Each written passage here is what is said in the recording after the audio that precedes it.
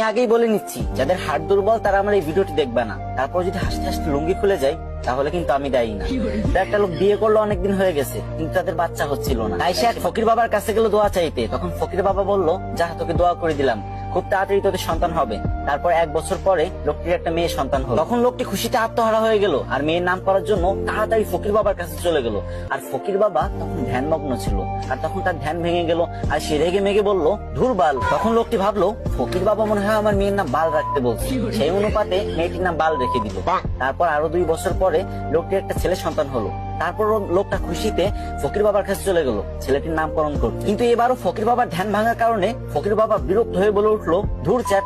তখন লোকটি ভাবলো, ফকির বাবা মনে হয় আমার ছেলের নাম চ্যাট রাখতে বলছে, তাই সেই অনুপাতে ছেলের নাম চ্যাট রেখে দিল। তারপর আবার কিছুদিন পরে লোকটির একটি ছাগলের বাচ্চা হলো, আর সেই লোকটি ছাগলের বাচ্চা নামকরণ করার জন্য ফকির বাবার কাছে চলে গেল।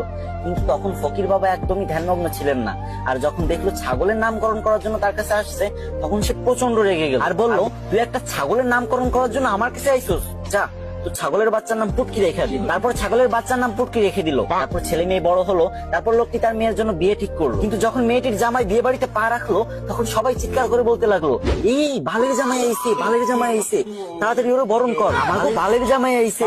এই শুনে তো জামাই রেগে মেগে বিয়ে করবে না বলে বাড়ির দিকে রওনা হলো। তখন শ্বশুর সামনে এসে বলল, বাবা তুমি রাগ করো না গো, তুমি তো আমার চ্যাটের মতোই।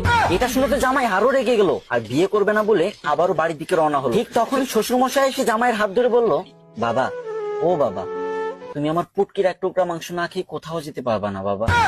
এই কথা শুনে জামাই বেহুশ। আর আমি জানি আপনি এখন হা হা করে হাসতেছেন আর এটা ভাবতেছেন যে আমি ভিডিও করার সময় হাসলাম না কেন।